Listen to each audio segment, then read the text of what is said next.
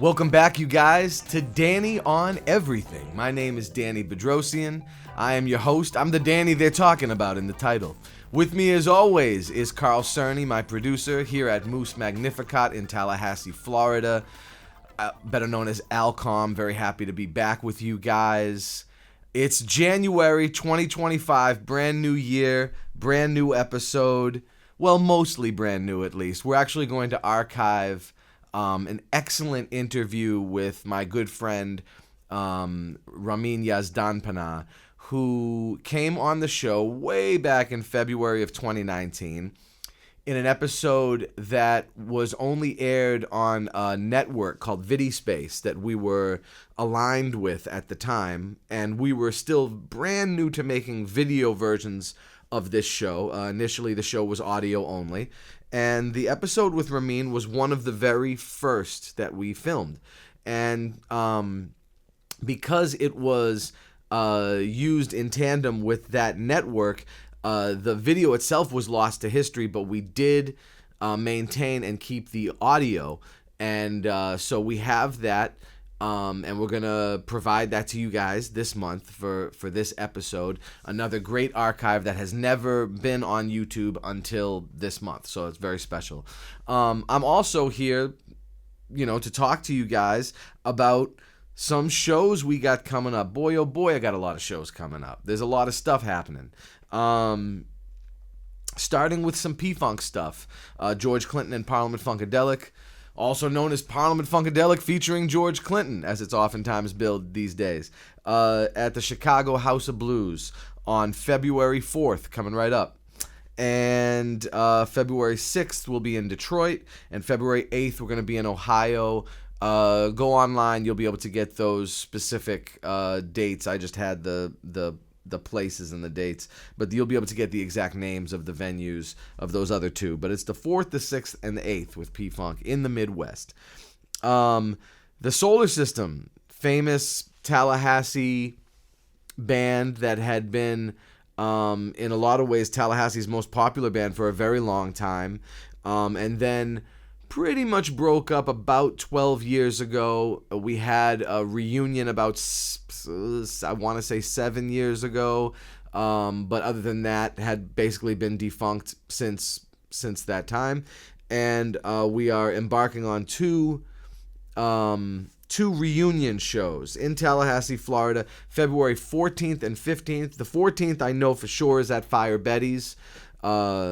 And the 15th, I want to say it's at Sale School. Reunion, possibly, but open to the public. You may be able to find out more information about that one online as well, but I wanted to let you guys know about it. For those of you who are in Tallahassee, an old Tallahassee favorite. It's definitely going to be an awesome show, an awesome couple of shows, so I highly recommend you guys check that out. I am going to be speaking about the authorized P-Funk song reference and about P-Funk history at the Fall for the Book Fair in Fairfax, Virginia. That's at George Mason University, and that will be on February 20th at noon at their library there in the reading room. I believe that's the library associated with the university. It's the university library, and in their specific reading room, that's where the lecture is going to be. Very excited about that. It's going to be a great book talk, and I'm also going to discuss some upcoming things at that. So if you're in the DC, Baltimore area, Virginia area, you want to check that out. Secret Army is embarking on quite a few more dates throughout the year. In February, there's a little southeastern tour. We're going to be at Must Be Nice in Charlotte, North Carolina on February 21st. That show's at 8. We're going to be at District Live in the, I believe, Pearl Riverside district of Savannah, Georgia. And that is on February 22nd, also at about 8 p.m. And then on Sunday, February 23rd, at the Inglewood Lounge in Nashville, Tennessee, owned by my good friend Dan Forberg, who's just always been so hospitable, and he just runs a really great lounge, restaurant, club and bar, and I highly recommend you guys check it out if you're in the Nashville area. So we'll be in Charlotte, Savannah, and Nashville the 21st, 22nd, and 23rd, respectively. In addition,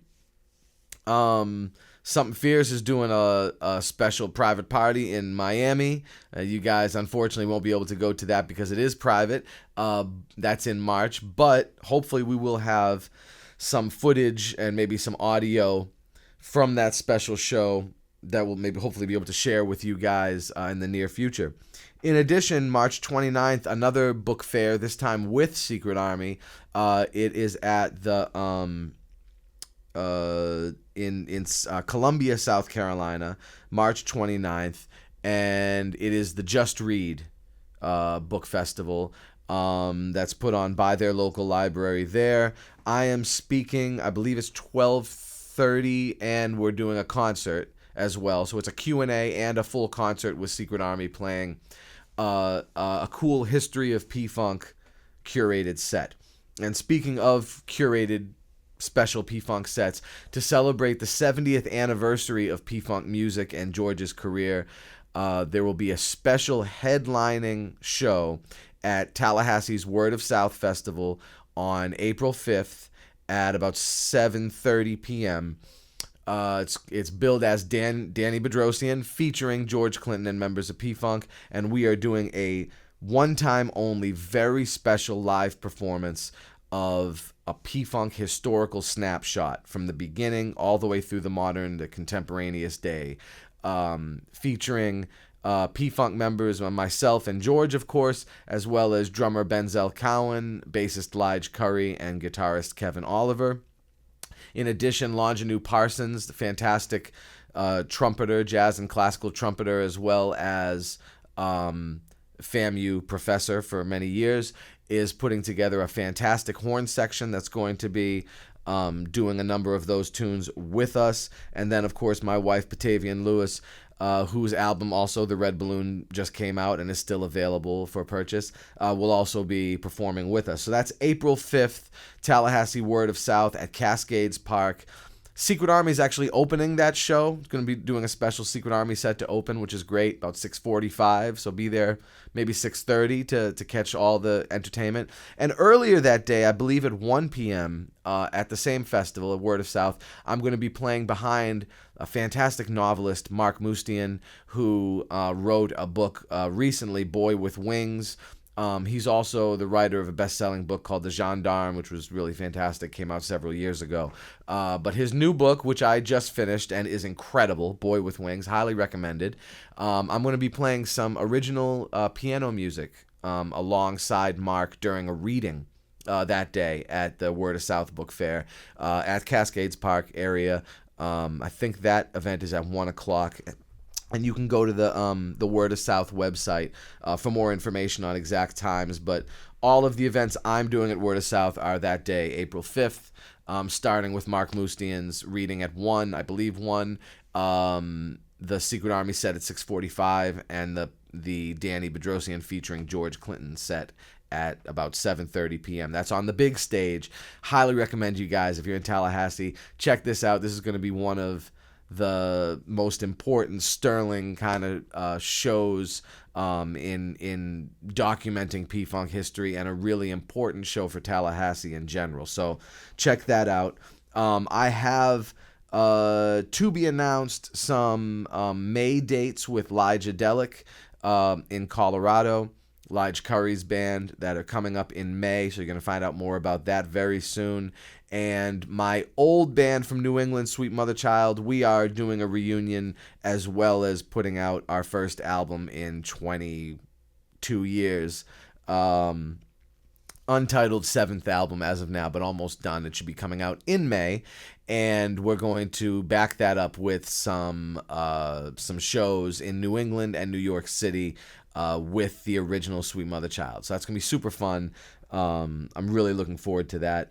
In addition, I'm going to be doing some residencies at the Blue... Well, before I get to that, there's the ARP Fest. Can't forget the ARP Fest.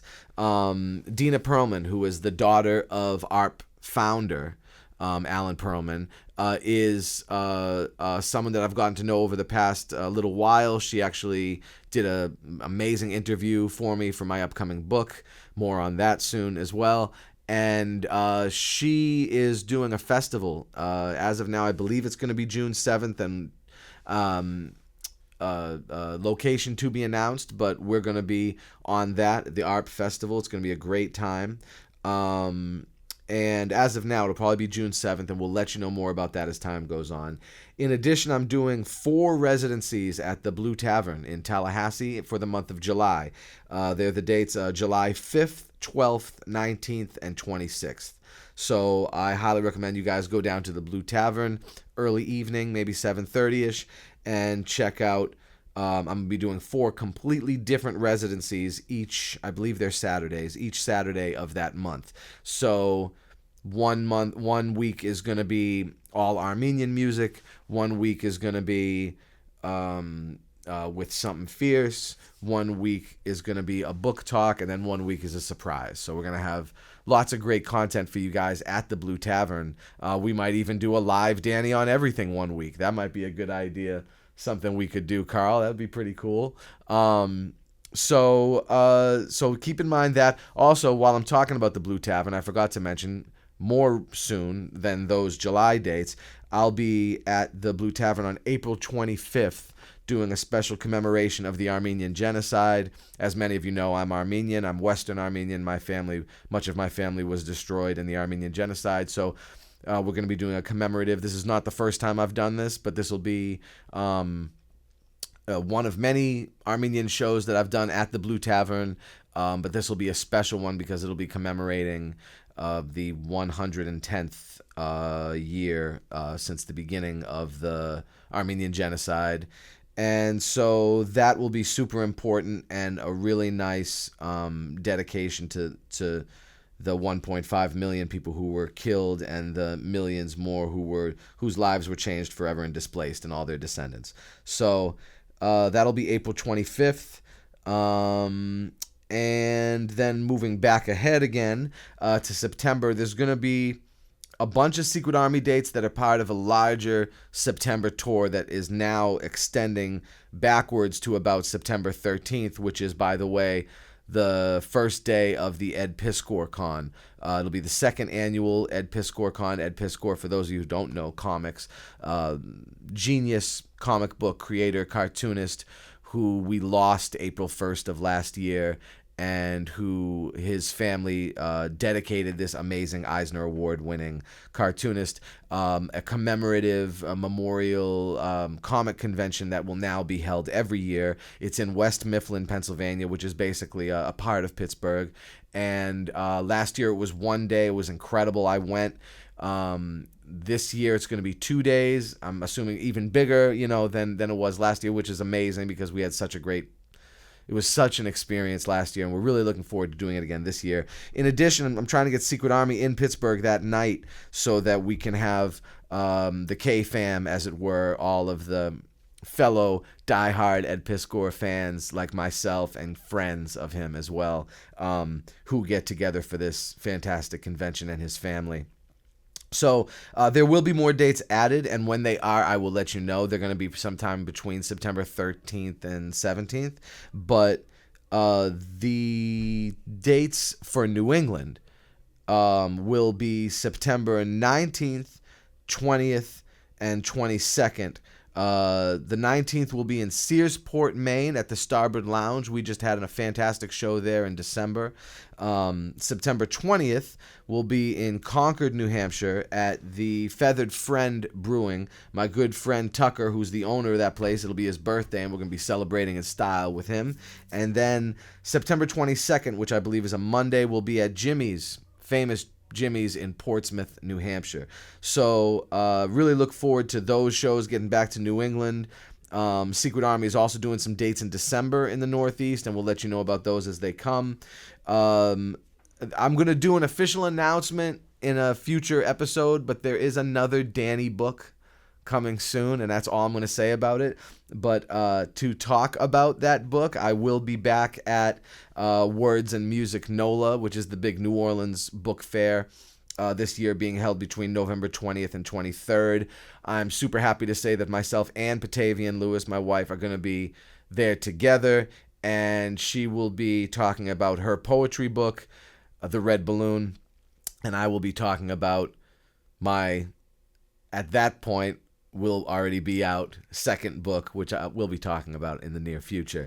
But I'm super excited about that. Remember, again, if you are interested in getting a copy of the book, or a copy of Patavian's new album, The Red Balloon, or a copy of her poetry book, or a copy of my latest graphic novel, Sons of the Sun Ultimate Collection 1, which collects the first 3 issues as well as a lot of other back matter, you can send your orders to my PayPal, which is info@DannyBedrosian.com, or my Cash App, which is $Danny Bedrosian, or my Venmo, which is @DanielBedrosian.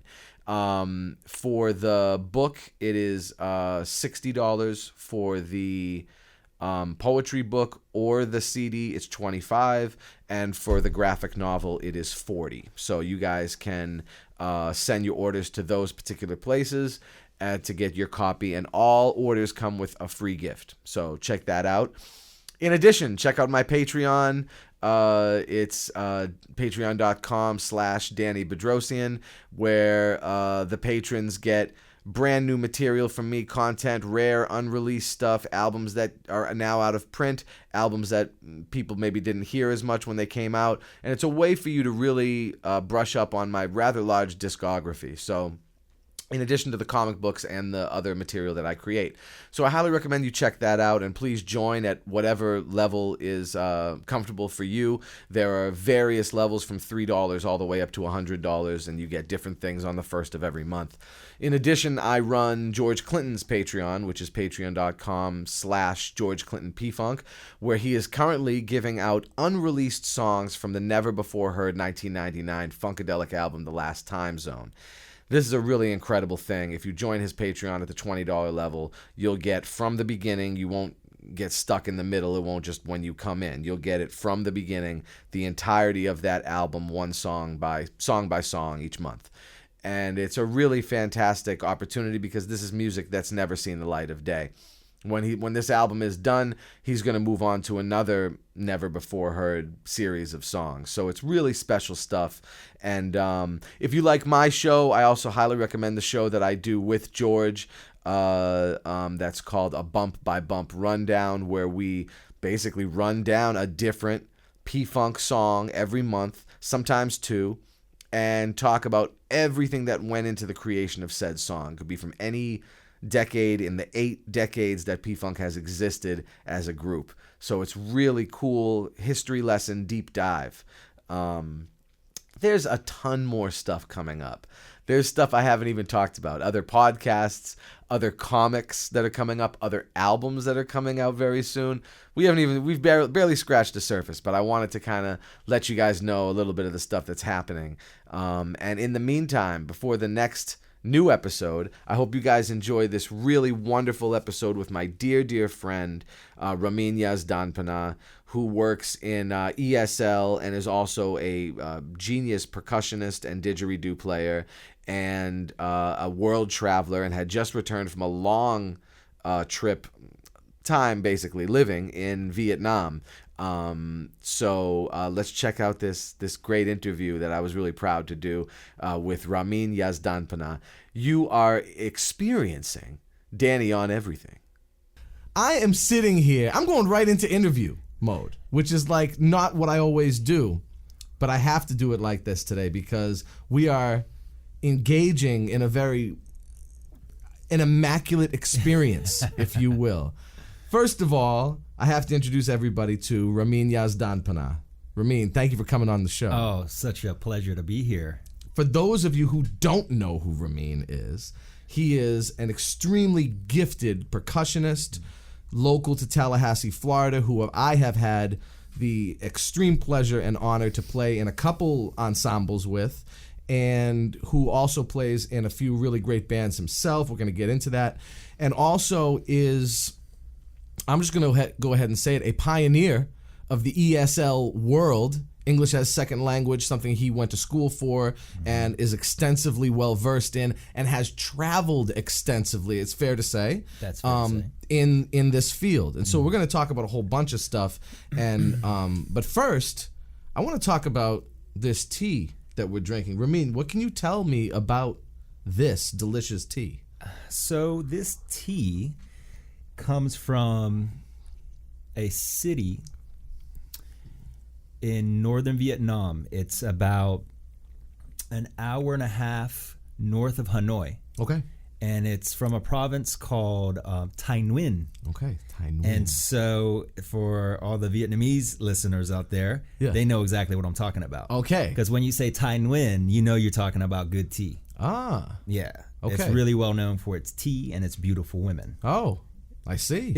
I don't know if it's a tea's effect on your Right. perception or, and on the women as well. It's probably a little bit of both. Right. But this tea is, so I was living out there last year, and I love tea. I come from tea drinking culture. Right. And so, but it was so cool to be able to be in these tea fields. Huh. And so this tea comes from Thanh Nguyen, from a tea field of some friends of mine who are, it's a woman, run business. Wow.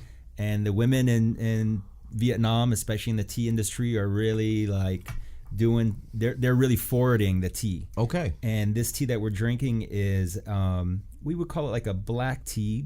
And basically all teas are all the same. They just differ in how much they're oxidized. And you get oxidation from how much you bruise the tea. Right, okay. And so this would be like a black tea, a green tea, but you look at it and it's kind of interesting because it's like brown and green, and you can see some red in there. It's really interesting. It's amazing. It also has rose petals in it. And it's a really easy to drink tea. It's incredible. It just makes you feel warm and it's like it's like a nice whiskey or something. Can we show the fans too? Yeah. Here's you got it. Nice, like. very nice, it's gorgeous. Yeah. And it's nice to see too when after it's been steeped. If you can see there too. Yeah. Ooh, look at that. And the rose petals just incredible, absolutely incredible. Thank you for bringing that. Yeah. We were starting with the tea. Yeah. Now, Thanh Nguyen, this is totally off topic, or maybe not. Yeah. I know transliteration, or however you put it, alphabetically speaking. I know they don't use the same alphabet as us. But is Thai like the word tea, or is it Thai like Thai, Thai, Thai, or is it something totally different? It's So the alphabet in Vietnam, they actually do use a Latin alphabet. They use a Latin alphabet. Yeah. Now. Okay. Did they always? No. No. Before it was, Chinese characters.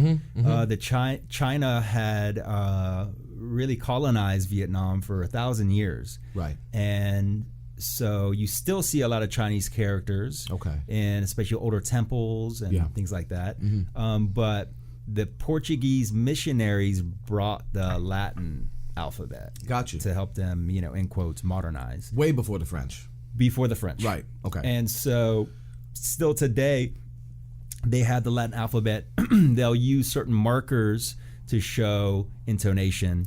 And which is really, really interesting and challenging if you're trying to learn the language. Well, I was going to say, because Vietnamese, growing up, I grew up with a Vietnamese minority that was fairly cool. Significant in the part of New England that I'm from. Right. And everybody's last name is Nguyen. and my parents, who run a piano studio up that way, have a lot of Vietnamese students, and I think almost all of them are of that last name, as well as all the Vietnamese kids that I went to school with. Cool. Now, not to be too off topic, but why is that? But is that a commonality in Vietnam as well? Is it something that you see across the whole country, across the whole culture? And what does it mean? Yeah, it's a great question. What I don't know an exact answer to. It is common across the country. Okay. I think there are a handful. It's kind of like South Korea too, and even China, and you have a lot of people that have, that name. One name that's, You know, like Lee in Korea Yeah. or Singh in India. Right. Smith in England, something And so like it could that. be tied to, famous people that were well respected with that name. My last name, Yazdanpanah, people didn't utilize last names a lot in Iran until, maybe 3 generations back. So my great grandfather chose that name, Yazdanpanah. Before it was like the villages and stuff were small enough where they'd be like, oh, that's Ramin, the son of Abdul Mehdi, and he was the son of so-and-so. Right. So, but eventually the government wanted to centralize things, charge For people taxation taxes. purpose. Exactly. And so he was like, hey, there's this famous general, Yazdanpanah, who is a great guy. And so we'll take that last name. And interestingly enough, when I go back to Iran, the taxi driver, will be introducing ourselves, and he's like, "Oh, are you related to General Yazdanpanah?" And we're like, "Of course we are." Of course we are. Now, see, I thought. Now, check me out. This shows. I don't know what this shows, but I thought that it was that you guys were named after the city of Yazd. Which isn't that the capital of Kerman? Aren't you from? You're not from Kermanshah. You're from Kerman. So Karmania. Close, right? So we're from. My father is the family from Rafsanjan. Yeah, Rafsanjan, which is very close to Kerman. Kerman, okay. And but interestingly enough, his mother, my grandmother, she is from Yazd. Oh, okay. But it's not. But that's not that side. It's not necessarily. Yeah, exactly. Right. Okay. Yeah. Which is so it's just coincidence. Yeah, exactly. Like many things in the Middle East. That's right. Lots of coincidence. Which is very, has. Just because it's coincidence doesn't necessarily mean that it's not relevant either, No, right? that's very true. Yeah, thank you. That's a good point. So let's go forward, but back in your life. Cool. Give the listeners, the viewers, a little insight on where you got your start in this world and where you were raised, basically. Okay. So my mother and her family left Cuba before the revolution. Okay. And this was during Batista, and my grandfather is an amazing man and visionary and very kind of wise and tuned in, to what was going on in Cuba. Right. And, so this is the 40s, maybe? Late 40s? Yeah, late 40s. Okay. Late 40s. And, he wanted to get out of Cuba. And so they left and came to the United States. And then, he was they were living in Miami, and then they eventually moved to Chicago. Oh. Because there was more work there. Yeah, sure. And not the case so much anymore. Isn't that interesting? Yeah. You know what I mean? Yeah. I mean, maybe. I don't know. Maybe I'm just making a generalization. I don't know. At that time. Oh, totally at that time. There was like industry jobs. Evident, there's a lot of construction and things. So they were looking for painters. Oh. And immigrants are amazing. Yeah. It's like there's no. It's yes. Yeah. There's no job they can't or won't do. That's right. And so and they're just so much courage, and generally people who are immigrants are very intelligent too.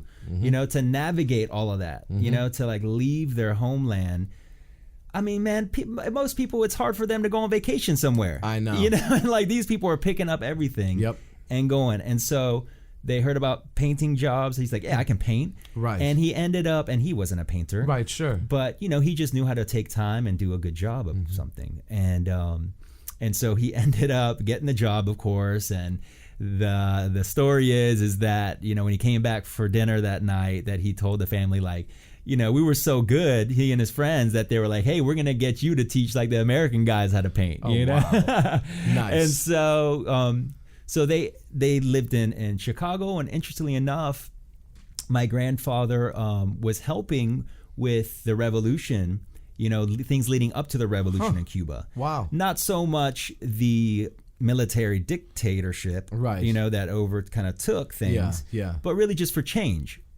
And so he would fundraise and things in Chicago and send money back to Cuba. Right. So they went back to Cuba after the revolution, and to see how things were going. You know, what the happened. fruits of his labor, Exactly. essentially. Yeah. And so, they could see pretty clearly that it wasn't what they were hoping for, and they left again. Wow. I mean, I'm getting on a boat, like, getting a boat, learning how to drive the boat, learning how to navigate the boat, learning about the stars. Like, back in the day, there wasn't this like GPS and all this stuff. None of this right? stuff. Yeah, of course. And so they arrived to Miami, and he went to him. He turned himself in, and said, "Hey, we're here. We'd like to asylum," and so they were granted that. Wow. And built his house in Little Havana, right next to the Orange Bowl. I grew up. Wow. Parking cars for the Dolphins. Oh, nice. Nice. And so, so my father, he came as an international student, and when he was 18, and he came, he was the first out of his family of, I think, 6 or 7. They come, he was born in a small village in Noog, which is a small village. I've been there. It's still small. I can imagine it was even smaller. Right. And but his father started. So my great grandfather ran a caravan. Oh. Right. So that was like the semi trucks back in the day. Yep. And then my grandfather decided to plant pistachio. And so he was able to have an agricultural business with pistachio and other fruits, which is really key too, because, during this time, during World War II, there was a lot of starvation. Yeah. A lot of food was being sent. Rationed. And sent elsewhere. And so it was wise to like have a farm and things like that. Sure. But that also generated income to eventually send my father and his brothers to Tehran to get educated. And then eventually my father was the first and only of the children to come to the United States for education. Wow. And, he ended up in Chicago and got a degree, met my mother. Wow. And so when did your father's side, which is Iranian, yes, I want to throw that in there, yes, from Iran, yes, they came over around the same time, late 40s? No. Only my father Only came. your father, but that's around the time he came? No, he came in the 60s. 60s, okay. So my mother and her family were living in Chicago. Right. My mother came from, they really kind of settled in the United States. She was about 12 or so. Okay. And so she had grown up there, and she was American. Yeah. And so they met in Chicago, and they had my brother, Mehdi, my eldest brother. And my father, it's another interesting story. He was at immigration, and they were like, "All right, Mehdi, like, hey, would you like a green card?" And my father, he said, "Oh, no, thanks." That's the immigration officer was like, "Hey, Joe, you hear that? I just offered this guy a green card," and incredible, because those were good times in Iran. Yeah, that was the time when the United States and Iran were top allies. Yeah, they were allies at that time. And there was a lot of business, and there was a lot of like job opportunities. It was a little renaissance, really, in Iran, really, for sure. Yeah, and so there was plenty. I mean, all the family was there, and he had all kind of job opportunities. And so we went back to Iran. I was born, my brother Cyrus was born. I'm the youngest of 3 brothers. And I was born in Tehran in 1978. I didn't know you were born in Tehran. Yeah. And a year before the revolution? A year before the revolution. Wow. And so the revolution happened, and, it was time to leave. Yeah. And so fortunately we had family in Miami. Right. And so we came, and then eventually later my father came. How interesting, too, that both families, having come from very different cultures, but that are united by this late 20th century revolutions that have also been juxtaposed and culturally, socially I don't want to say controversial, but problematic maybe for those cultures in terms of internal dealing with these things internally. Politics almost has nothing to do with it. After a while, it's cultural only, you know. And these two revolutions, much like, I don't know, ones you saw in China or things that happened across the Middle East and other times, are telling to there's Iran before the revolution and Iran after the revolution. I think Cuba, absolutely the same thing. Absolutely. Not to say that their situations are the same. They're very much not the same, but the fact that you come from both of these cultures that have this, and both families left for America before, or at least your father and your mother's family left before the revolution, which goes against the stereotype, like, oh, your dad's from Iran, when did he leave? 79? No. Right. Oh, your mom's from Cuba, when did she leave? No. Yeah. You know? Yeah. So it's very interesting. How has that informed you as a person, being half Middle Eastern and half Hispanic for all intents and purposes? I mean, so much, right? And also being American, you know? Yeah, so, that part, of course. So, I mean, for me, it's influenced everything. And from how I was raised to, you know, what I eat, you know, the holidays I celebrate, how I have perceived the news and world events. Oh, yeah, for sure. I mean, you know, it's like I've been watching the news and hearing about global events ever since I was a little kid, you know, around the dinner table. And, you know, and feeling like, you know, knowing that what's on the news and what's the perception isn't totally accurate. Right. You know, so like how to navigate that, you know, too. So I think that's really informed my interest in working with international folks, you know, working with language, working with culture, bringing people together to share stories, share perspectives. Yeah, which is so important these days, right? Because it seems like we're getting a little bit closed off as time goes on, even though people are traveling more. You know, I think it's so important these days because we haven't perceived its importance in the past. And so and you know that has actually influenced a lot. My parents, they didn't teach me Spanish or Farsi growing up. Right. You know, one, the common language between my folks, the more comfortable common language was English. But with that said, you know, because I asked my parents, like, why didn't you really spend more time focusing on Spanish and Farsi? And one thing is that the so-called experts at the time, they were pushing English only. It's exactly the same with my family too. My mother's side spoke mostly English, and then there were family members who spoke French, things like that.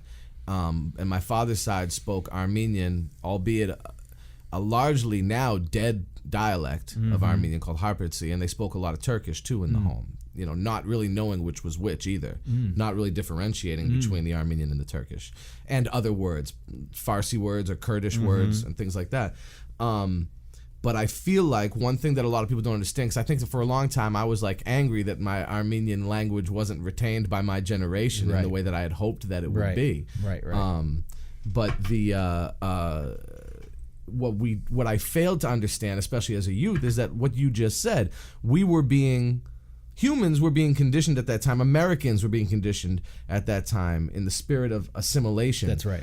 Also, another thing that definitely unites Armenians, my people, and both of your parents' cultures is this need, this necessity for not to step on anybody's toes, but the need for a cultural assimilation at the behest of the American public at large.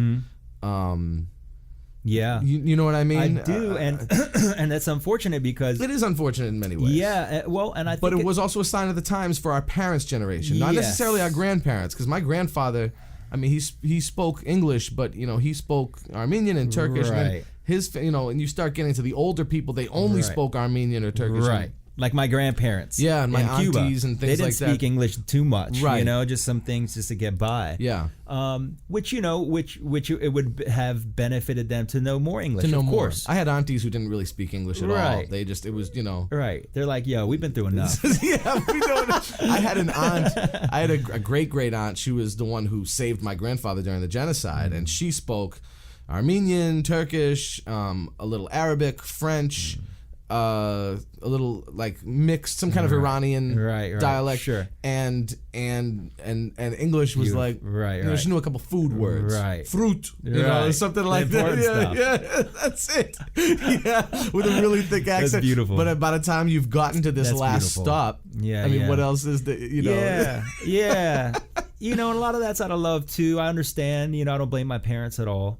They Right. were, Likewise. and so, I also they were very busy, Right. trying to get back to life here and figure things out. And like you said, the commonality is one side speaks Yeah. Farsi Yeah. and English, one side speaks Yeah. Spanish That's and right. English. I mean, they're That's going to right. speak English. That's That's going to be right. the. That's right. That's going to right. be the Yeah. lingua franca of the household or whatever. And a lot of people, even if they do want to teach their children their first language and other languages, kids want to kind of fit in too. Right. And unfortunately, in the United States, the culture doesn't embrace a multilingual society. Right. And Yeah. so kids sense that, as kids, we want to fit in. Yeah, that's true. And, not stick out, What a good point. I mean, and that needs to be shifted. that needs to be right? shifted. Yeah. Because I think that like when my grandfather's generation, and I don't know, maybe my father's, I'd have to ask him to really know, faced definite discrimination for being Armenian in New England. In my upbringing, there was some discrimination for being Armenian. The other kids knew I was Armenian because of my name and I looked a little different or whatever. But a lot of the discrimination came from the unknownness, if you will, about it. The thing I heard the most, as opposed to like maybe the Anglo kids when my father was younger or his father, the things I'd hear the most from the other kids was, ugh, what's that? Where's that? You don't even have a country. You don't even have, or like, especially in Soviet times when it was like just a republic and there was no independent Armenia. It's like, where is that? That's nowhere. You're not from anywhere. And then of course there's all the, which I'm sure your Cuban side got for a million years, the whole Soviet connection, even though my family's not from any part of Soviet Armenia. We were from the Ottoman part of Armenia, but all of these different stereotypes and things, they play into the little kid's mind when it comes to language, culture, food, ethnicity, pride, so much so that I would grasp at any other culture, especially in my very, very younger years, ancient Greek, French, African, whatever it was, and be like, yeah, that's what I am. Right. Almost wanting to be something, really wanting to be something else, so you can say something that's tangible to somebody. Sure. Or I would try to attach it to something else, like, oh, it's kind of like Greek. Right. It's kind of like Italian. It's kind of like Arab. It's kind of like Russian. And it's not really like any of those things. The more you start like dissecting it and disseminating what you're saying, you're trying to attach a familiarity to a culture because of its unknownness or maybe its unsavoriness. The proud and extremely rich Iranian culture, of which my Armenian family plays a part as well because of their closeness of those two cultures for millennia. The Iranian culture is a very proud, ancient culture. And yet I'm sure that thousands, if not more, of little Iranian American kids spend many days contemplating their Iranian-ness, so to speak, much how we did with our Armenian-ness, but because of the negative context and negative connotation attached to Iran or its government by the media in certain aspects, certain contexts. Absolutely. Don't you think? I mean, that 100%. plays a part. I mean, I grew up in the 80s, and so we left Miami when I was pretty young. I was like 7. And so this is the 80s, and there was just images of Iranians burning American flags. Right. Yeah, sure, and exactly. so that was the only, they weren't teaching about Persian history, and, at school. And even in Tallahassee, North Florida, right? For those of you guys don't know, it's the South, It is the real South. Yeah, it's the real South. It's not like Miami. It's not like Miami. It's not like Orlando down. Right. And so, it was really me and my buddy Nader from Egypt who were the only two brown kids around. Right. And so I totally, absolutely resonate, with you when you say that, like, you try to attach your identity to something else. Yeah, a lot of Iranians pretend like they're Italian or something, sure. But and that's and that definitely did affect my, I felt conflicted with the language, and then I couldn't really fit in with a lot of the Persian community because I didn't speak Farsi. Right. And so you were Americanized. And I dreaded going to like Nowruz, like the New Year. Parties, because it was like, oh, why don't you speak Farsi? And it's like, dude, come on. Yeah. It's like, I get it from the community to this day. You know what I mean? I can only talk so much with them, and then they start getting a little too down. I can't go any further. Yeah, and we're older now. It doesn't affect us as much, although it still does. Yeah, sure. But so that was, that was a big part of it, which really overshadowed my Cubanness because there weren't that many Hispanics. Definitely not a lot of Cubans in Tallahassee either. Right. Although I would go down to Miami often and connect with that, but I didn't speak Spanish, and so my name was not a Latino name. Right. So it was like, and it's a very ethnic name. Yeah, very 4 syllables. That's right. That's right. Yeah, and just the jokes from the teachers. If any teachers are out there, do not joke, about your students' names when they're kids. Use that as an opportunity to learn something. Ask them where it's from, embrace where it's from, make them look good in front of other kids. Exactly. And so a lot of sensitivity, and so a lot of those things informed my empathy that I have, for people from different cultures and of different languages, which really does make me a great teacher, and so, and a lot of that is because of that, It's like, as a teacher of English, there are far better teachers that are better linguists and better grammarians, and things like that. But as far as like just connecting with people, making them feel comfortable, making them embrace the process of sounding, foolish, sure. and making mistakes. Language is all about sounding foolish. You really should. I mean, we sound foolish anyway, even if you're native of the language. Exactly. But so yeah, all those things have informed, all my experiences, upbringing, desire to travel, connect with other people, empathy, my teaching, my dissertation, around intercultural competence, and gaining that like greater awareness, and you being more sensitive to those differences, but using those as an opportunity to connect. Well, let's talk about that now, because you're actually leading me to my next question. ESL, English as Second Language. This is something you studied extensively in school.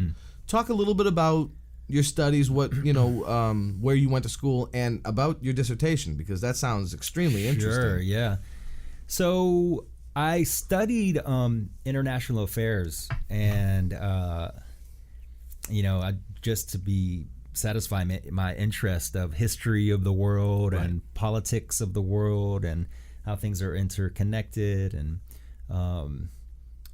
I was basically, and still am. I mean, my dad, I call him Baba, but we that guy knows so. I mean, it's so complex. Like we could do a Netflix series on all of that. Right. And it's really interesting to see how interconnected really everything is. Yeah. And really it's like the Cold War and control of resources have really pushed all these things, all these events, and even now with like global warming, I see how that's a side effect of all of this as well. Displacing of people and controlling governments, and these are the side effects, right? Yeah, absolutely. And so I'm very interested in studying those things. That's why I study international affairs, and I had a couple of credit hours and I heard about this certificate. Actually, I was working in the elections office at the time. It was during the Bush, the W, right? And Gore election. I was working at the supervisor of elections office. Wow. Because I was really motivated to get people to register to vote. And which was really interesting because I was working at the supervisor of elections when all that went down. Wow. Yeah, that was a pivotal time in American history. Absolutely. Yeah. And my friend at the time, her boyfriend at the time, later husband, he was the director of this place called the Center for Intensive English Studies at Florida State University. Okay. Dr. Rick Jenks. Awesome guy. And so there was the Center for Intensive English Studies is where international students came to improve their English language, their awareness of American culture, and then they would transition to a university in the United States. Okay. And so there was a TESOL certificate, teaching English to speakers of other languages. And it was, just enough credit hours. I think it was like 12 credit hours. So I said, sure, let me try it out. Fell in love with it. Nice. Right. Got to work with international students from all over the world. Again, my ability to connect, with them was really key. Yeah. And, through the training, you learn about applied linguistics, you learn about multicultural studies, cross-cultural communication, teaching methodology. It's really great. Yeah. And it really gave me the opportunity to travel. Yeah. Because that's such a great way to be able to work abroad. I didn't really have the funds to do a study abroad. Right. And I never really heard great things about the programs. It seemed very superficial and you were kind of in a bubble with other Americans. It didn't feel right to me. So I decided to do the TESOL certificate, and they offered me a job right after. Right, so I graduated my bachelor's, and they offered me a job to teach at the center, and so I jumped at it. I was planning to go abroad, but they offered me this gig, so I said, sure, why not? Yeah. Worked here at FSU at the Center for Intensive English Studies for a year, and I was like, I got into this to travel, and so a former girlfriend of Rick, of the director, Dr. Jenks, was in Spain, and she was just starting a language school in Madrid. And she emailed me and she said, hey, I'm just starting this school. You want to come help me, develop it? And I said, sure, why not? Nice. And so that took me to my first journey overseas, living overseas for an extended period of time. Wow. And obviously I was also motivated to learn Spanish. Yeah, of course. And finally. Yeah. No, I'm just kidding. Well, I go to Spain and I'm like, this doesn't sound like the Spanish that I'm from. That I'm aware. You're right. Dialectal differences. And then across Spain as well. and then parts of Spain that don't speak Spanish as well. Yeah, that's right. Right. But, oh man, Spain was amazing. Spain's a beautiful country. Beautiful. Yeah. Like you said, just so many different regions, different cultures, different languages. But just... It's one of those countries like Turkey, and Armenia and Iran, that where it's the crossroads, of cultures, and so you feel that feel that multiculturalism, layers of culture, which adds to the beauty and the vibe, and so that just felt really good. And it was kind of like me, it has that Middle Eastern vibe there. It has that Latin, vibe. Yeah, it's a little of both. Yeah. Interesting. Yeah. And so it felt really good, and just beautiful people just brought me right in. And it's awesome. Yeah. So that was kind of my introduction into teaching. And I decided I loved it so much I wanted to come back and do a master's degree. So I did a master's degree in TESOL. At the time it was called Multilingual Multicultural Education. Okay. And at Florida State? At Florida State. Yep. I worked Florida State's been really good to me. They have paid for my education and provided me employment, That's fantastic. And so it was really a great opportunity to do that, be close to family as well, which is nice. And I've been very fortunate to be around family, still to this day. Right. And I decided to continue with my PhD work. Right. So I just completed my PhD.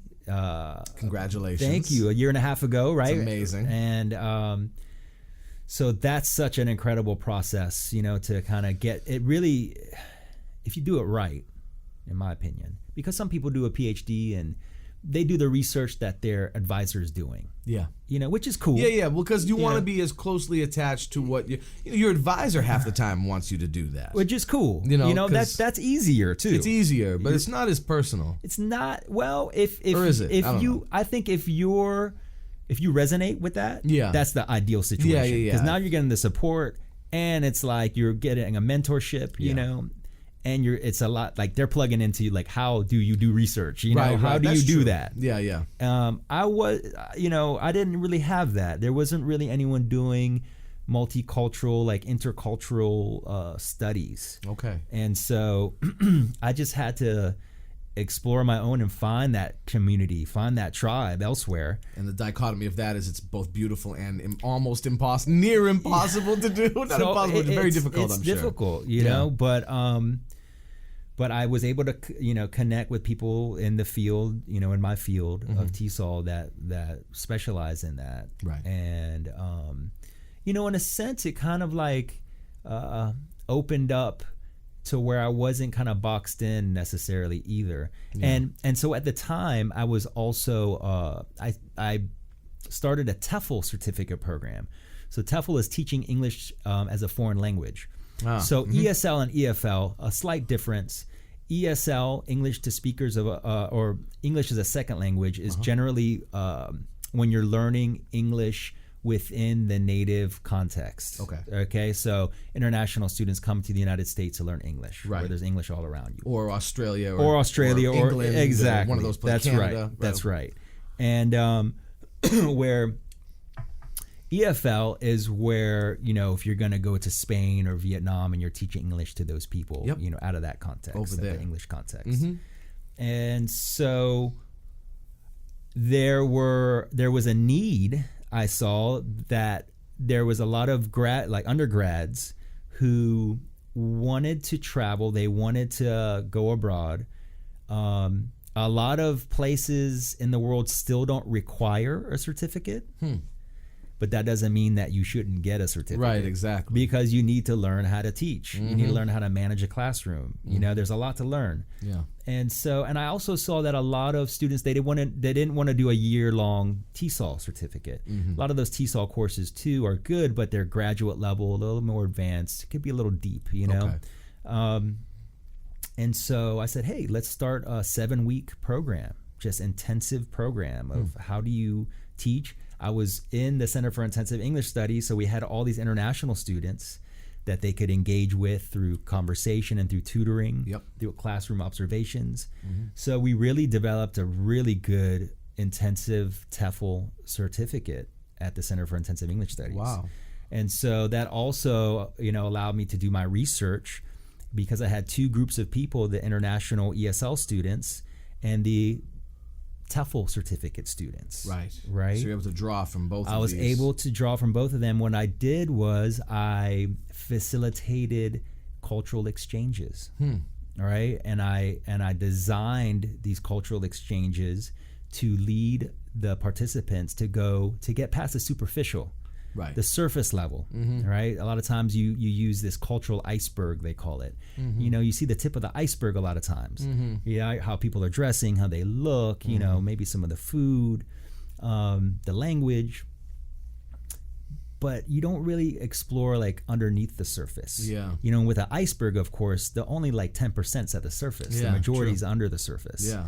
So through this dialogue, and a lot of times we don't explore those things about our own culture. Well, sometimes it's hard to describe a feeling, to somebody, or a texture, even like a intellectual texture, or like a taste that you can't describe. You know what I mean? That kind of thing. A lot of that is cultural. So true. Yeah. And we don't have, it's a skill. It is a skill. Right? The means with which to communicate this correctly or even slightly accurately is not the most simple thing in the world. That's right. And also have the perspective that it's just your perspective, and leaving it open to saying, hey, someone of a different gender can have a different perspective. Right. Someone from a different region, different age, right? Different background, Right. different socioeconomic class. So it complexifies things. Yeah. Right? And that's a good thing. Yeah. And so it's being more comfortable with things being complex. Right. And that's the opposite of what we grew up in. Yeah. Right? Where it's like you have to assimilate, make it easier, all the same. Yeah. Which it's impossible because that's just not. And it's funny because it's a world of absolutes in that. Right. Because even if you don't assimilate, because the fear of what happens if you don't assimilate is that you fall into a stereotype. That's right. So both of those are kind of messed up, right? Yeah.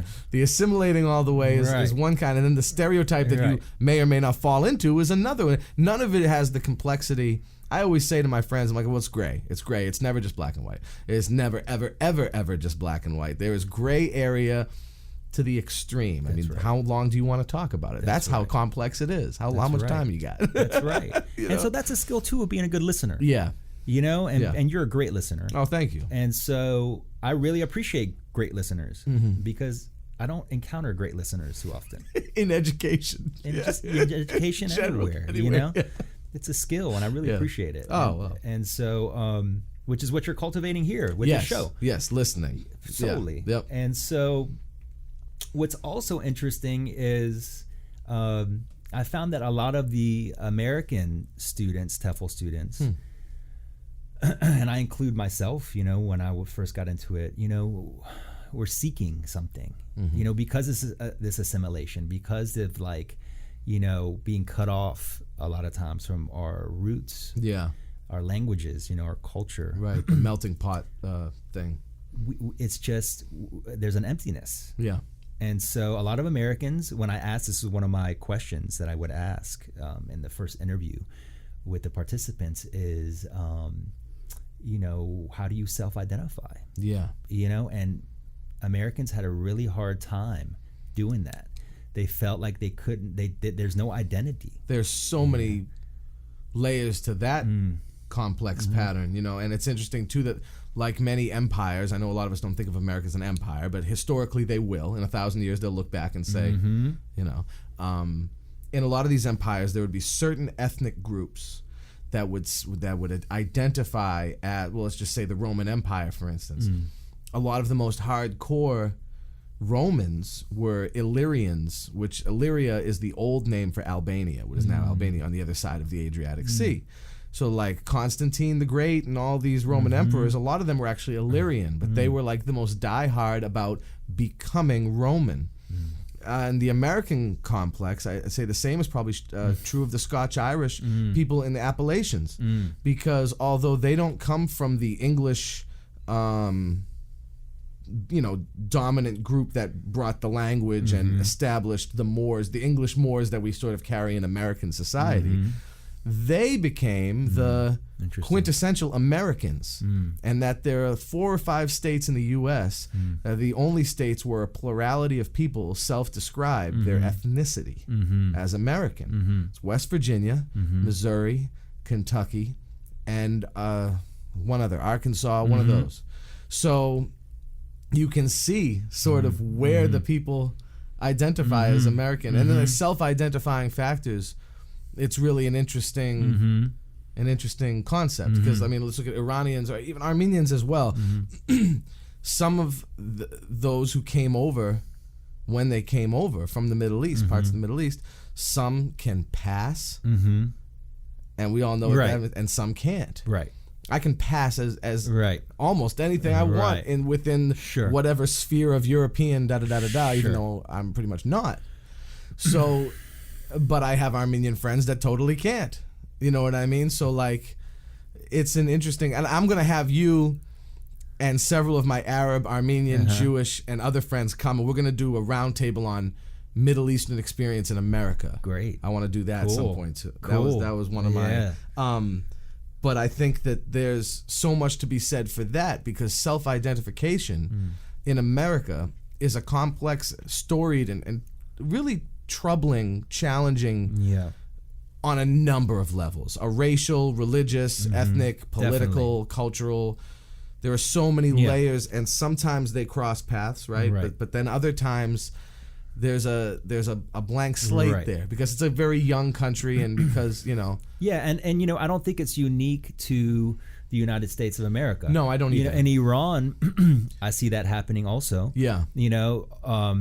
There's a lot of pride in being from an ethnic group. Right. Last time I was there, I was hanging out with my friend in Lorestan. Yeah, the lures. The lures, Yeah, and there's you listen to the music, you Yeah. hang out with lures, and you're hanging out with lures, Yeah. And it was so cool to see that. I was also in Tabriz, like Tabriz. It's like you feel like the Armenian Turkish, Yep. mix there. There's definitely a lot of pride, Yeah. Yep. There's linguistic, totally different than Farsi. Yeah. And so, but even with in Iran, you have the Fars, right? Especially Yeah. From Tehran, When you're from that region. that could kind of look down a little bit, It's the most there's those nationalistic, pressures, right? Because it's the And so you have that, and so I think it's important that we all have experienced these things, and I look at it as an opportunity. Yeah. Agreed. I mean, and I see this with your work. Yeah. You see it as an opportunity to explore those things, to bring those areas to light. Yeah. And it really does create beautiful opportunities, because I think we are all seeking that. Yeah, I think so too. Yeah. It's a really good point. Yeah. And I think also that it's interesting, because I was having a conversation with some friends the other day about nationalism. I was trying to explain to them on a historical level, nationalism really, it didn't really exist that much before the French Revolution and things like that. So we're talking about characters like Cyrus the Great, or Alexander the Great, or Tigran the Great, or any of these greats from these various cultures, be it Iranian, Hellenistic, Armenian, or whatever. Nationalism didn't exist yet. Right. So Cyrus wasn't a good Persian boy who you were gonna a good Persian boy who come home and take it over. He was of his time, and of his world. That's right. And the same can be said for the others. And I think that all too often I think nationalism is both good and bad. You know what I mean? And like you said, it's good for the opportunity to explore and allow people into a world, or allow yourself into someone else's world. Right. And only bad when it's looked at as the only option or the best option. Right. That's when it's wrong to me. You know what I mean? But it's a newer concept than we choose to accept. I'm German, I'm Arab, I'm Chinese. Right. They knew they were, but it wasn't the self-identifying factor. Right. There were many times when, use Iran as an example, or Armenia, when multitudes of dynasts, of different dynasties, were all in armies opposing one another, and maybe all of the same ethnicity. Definitely. But on completely different political or even religious sides. It doesn't stop them from all being, say, Iranian or anything for that matter. Indeed. And it's interesting, when the examples of Cyrus the Great and Alexander the Great. One thing that made them great was that they were able to. They were pluralistic. That's right. Yeah, they were big pluralists. That's right. So they would go to regions. They would encourage intermarriage. They would embrace the cultures there. They wouldn't try to, do cultural genocide of the region. Right. And that's what makes these empires to be able to last for so long, thousands of years. That's true. It's because they were flexible. Yeah, they were flexible. Yeah, and flexible with regards to quote unquote subject peoples, with minorities within their own empire. That's right. And everything that goes with that. Yeah. And people were proud to be Armenian. Right. They were proud to be Persian. Right. Because they could express their own regional, ethnic, and cultural identities within this greater identity. Yeah, right? That's true. And that's what we want to be as Americans. I know. Right? We haven't fully gotten it yet. But I think also, and not to take a shot at modernity, because without modernity we're all kind of screwed. But I think modernity might have something to do with that challenge again, because of the modern Sure. textual Sure. definition of nationalism Sure. and the closed off sort Sure. of gates in our worlds, Yeah. you don't have to not be able to travel to be closed off. Right. You know what I mean? So Right. like, That's right. And speaking of which, give us a few of the places you've been in your ESL experience. Some of the places you've traveled to. You've traveled to some pretty disparate places. Yeah, so I would say, I've traveled a lot just for mainly the majority just out of curiosity. Okay. And so a pretty long list of places. Yeah. Highlights.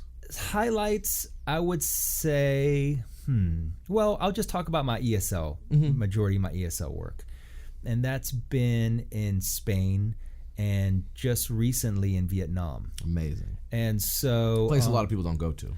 a place a lot of people don't go to, and that's kind of why I went and was sent there. So this was with a fellowship through the Department of State. Okay. And generally these kind of programs are to serve a country and population and support their education system, diplomacy through people to people, contact and exchange.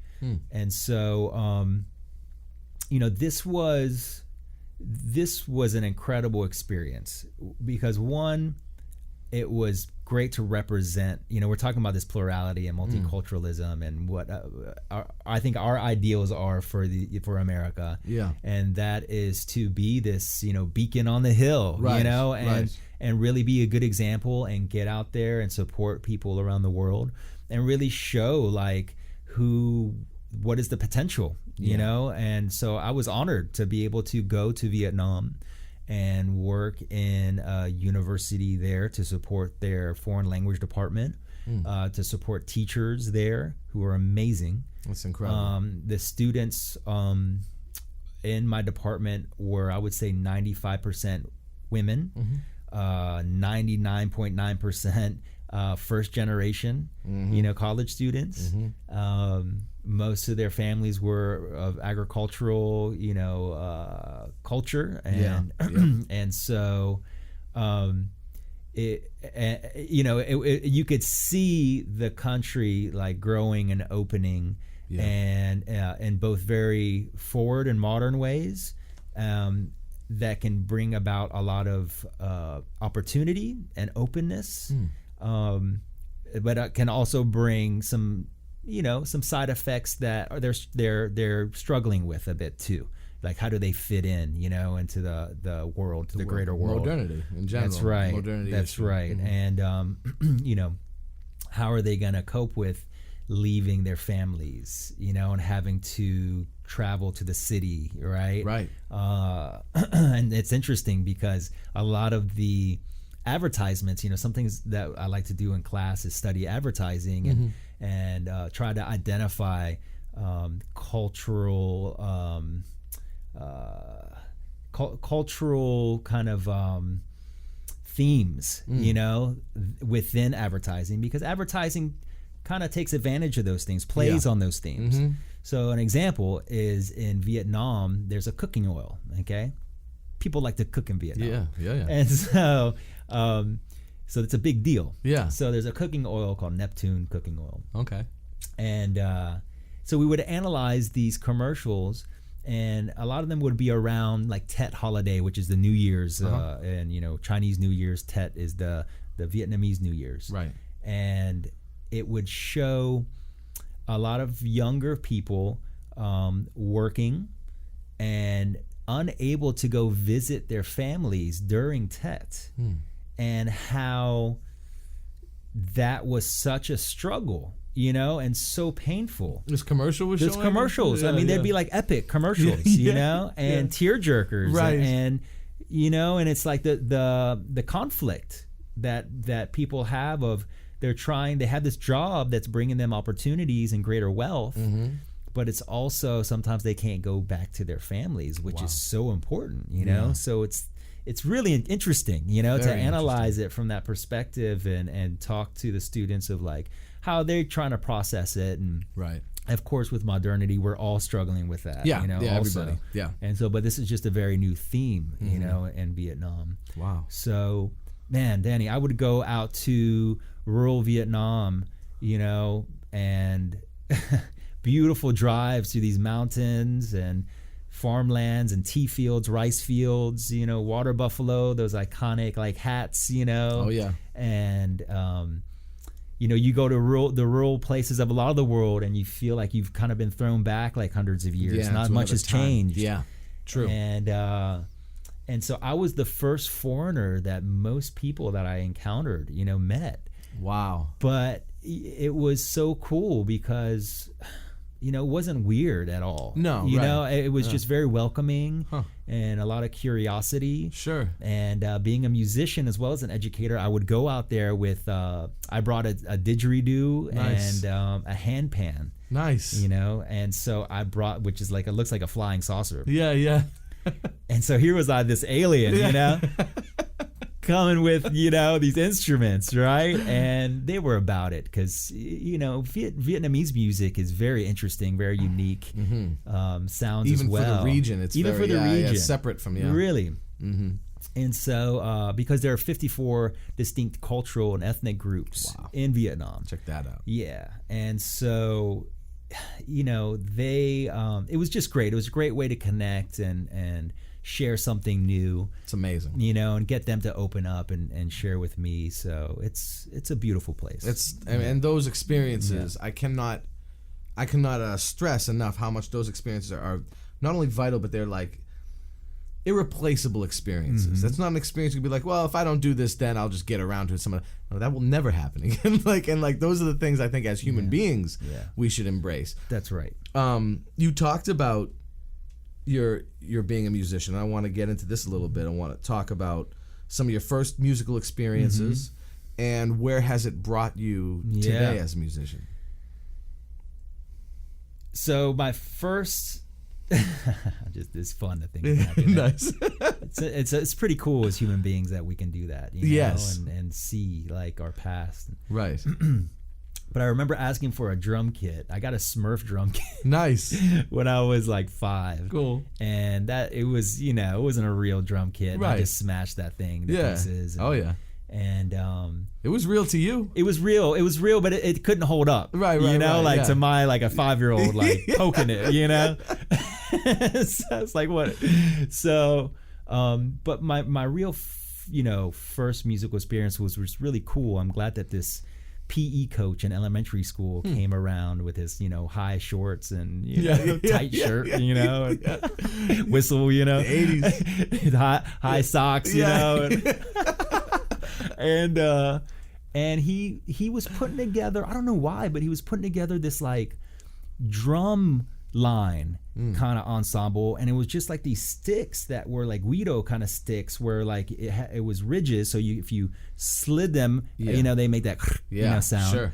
And but you could also then play them on the floor. I remember these. Right? We had them in music school, music class, or whatever, in elementary school. So it was like the drum line with that. It's awesome. And we practiced. We go to the malls and, you know, perform for the schools, and we flip them, and it was rad. It's awesome. And so that was my first musical experience. And when I got into middle school, that place was so weird that my refuge was the band room, right?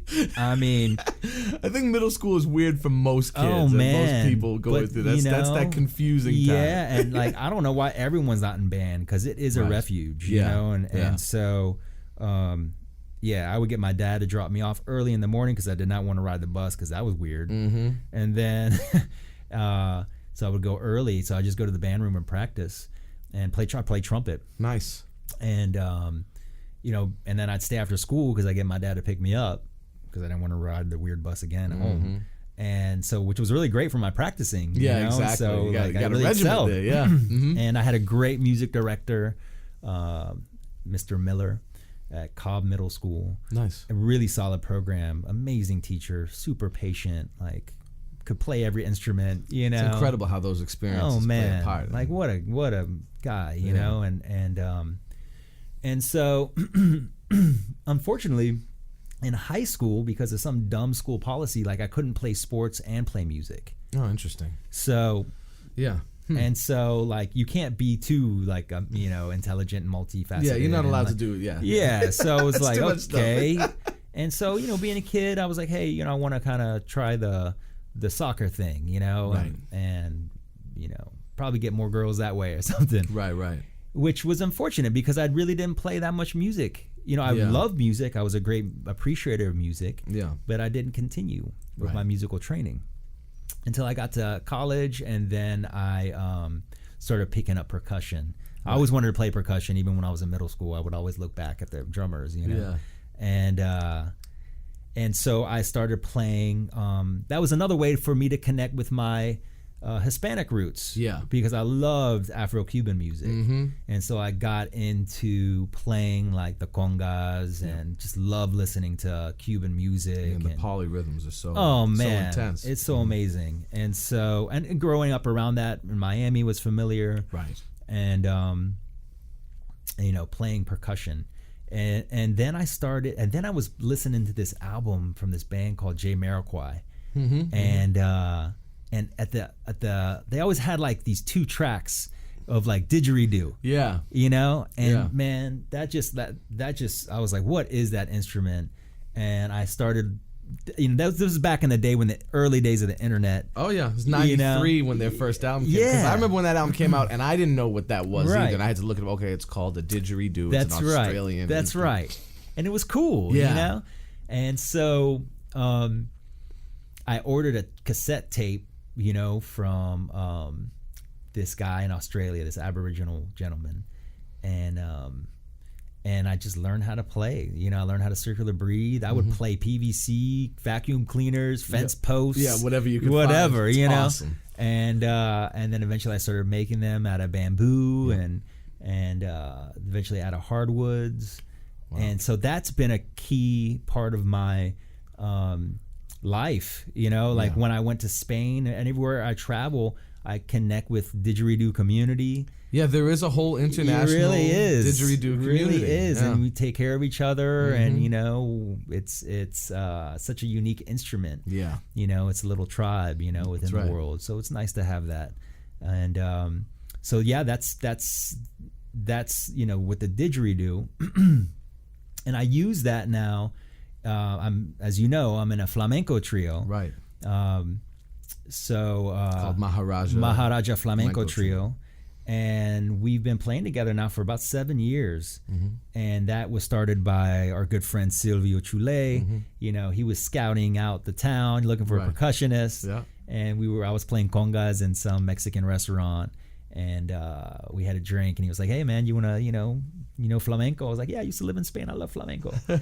And he was like, "You wanna play?" And I was like, "Sure, I'd love to." So actually, I had a cajon. Yeah. Because I was playing with another great thing about Florida State is the World Music Program. Yeah, it's really great. So I participated in Salsa Florida with congas, with Papo Carrasco, amazing, band director, musician. Pianist, and at the time I was playing with Aconcagua, which is Andean. Nice. Right? And so Andean music covers Bolivia, Peru, Argentina. Yeah. Yep. And so I got the cajon because we were doing Afro-Peruvian music. Very cool. And so that was my introduction. And Afro-Peruvian music, if you've never, because that's really not a widely known genre. Mm-hmm. Amazing. Listen to Susana Baca and that just blew my mind. So that's Afro-Peruvian music. Yeah. And just tying that back into like my curiosity about the world and world affairs and how things like such beauty comes out of such like chaos. The congas and the cajon are great examples of that. The congas were really just rum barrels that basically indentured servants or slaves that were brought from Africa, made into drums because they weren't allowed to bring their drums. Right. And so they converted these barrels into their drums. The cajon, these are shipping crates, Right. So in Peru, the Afro-Peruvians, they would play these boxes, Cajon means box in Spanish. Mm-hmm. And the Cubans actually have their own cajon. Ah. Yeah. And so, these were things that were around and kind of sounded similar to things that they were probably playing back home in Africa. Yeah. And they would continue their cultural tradition, linguistic tradition through the music. Yeah. You know, so that's pretty cool. No, it's amazing. Right? That music is really, music and literature, but especially music, because you have a lot of people that are not literate. Right. But that's a way to continue like the cultural traditions and linguistic traditions is through the music. It's amazing. It is. Absolutely amazing. And speaking of which, in addition, you have played with my Armenian ensemble when we did the centennial of the Armenian genocide. Yeah. The Dektet. Yeah. And much like what you were just speaking of, the music itself is a testament of the survival. And sometimes it's one of the only things. Music, food, a few words, like what you were saying before, are the things that you can hold on to and grasp onto. And so we're going to play in the Erzurumi Shoror, which is an Armenian folk tune. Beautiful tune. That I played with you the first time at our mutual friend David Cobb, friend of the show. He's been on the show like 3 times. Mutual friend David Cobb, who you also play with in Maharaja. At his house once. Yeah. And you were like, oh, I feel so close. This reminds me of the old Persian music. Yeah, sure. And you were just a delight at the concert as well, and just amazing. And so we're gonna play some of that next. Cool. But I just wanted to say again, thank you so much, Ramin, for coming on the show and sharing your absolutely unique, diverse, and so interesting experiences. And I hope you can come back sometime and we can do the Middle Eastern Roundtable, which this I really is such a treat. This is such a treat. And actually, I'll even say, I remember being at a P-Funk show, post P-Funk show in LA. Oh. And hanging out with you and you brainstorming about doing something like this. Okay. Oh, about doing right. Doing something like this, but also even like you're saying, like round table, getting people together, thinking about how we can utilize our talents to bring about a better world. Better world change. Yeah. That's fantastic. So it's cool to be a part of it, man. Wow. I love it. Nice. Life, that's the greatest thing about life is dreaming, and visualizing and then realizing those things. So it's great to be living the dream with you here, man. It's been great talking to you. It's been an absolute pleasure, Ramin. And we've been talking with Ramin Yazdanpanah, and you are viewing, experiencing, listening to Danny on Everything.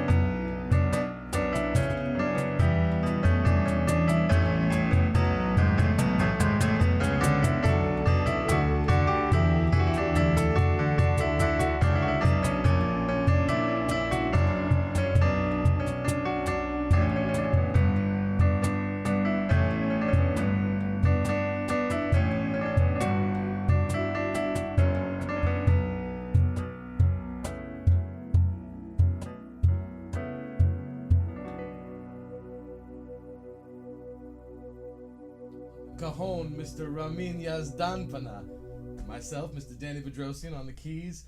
You have been experiencing Danny on Everything. Thanks again to Ramin Yazdanpanah for that interview. That was an interview from our archives, but it never made it onto YouTube, so we're really glad that we got the opportunity to finally put that on the channel and let everybody see, because there's some really great content that just hadn't seen the light of day. So we're really glad that we were able to bring that to you. And speaking of the channel and content, please like, follow, and subscribe. Hit the bell so that you know when new videos are available. It also helps us with the algorithm. And please tell your friends about this. We're trying to get up to that monetizable level of subscribers, and we still got a long ways to go, so please let everybody know, and please like, follow, and subscribe, and share these videos. We really appreciate it. It means the world to us. On behalf of myself and Mr. Carl Cerny here at Moose Magnificat, better known as Alcom in Tallahassee, Florida, you have been witnessing, experiencing, seeing, tasting, smelling, enjoying, or hating, hopefully liking, maybe loving, if you're lucky, Danny on Everything.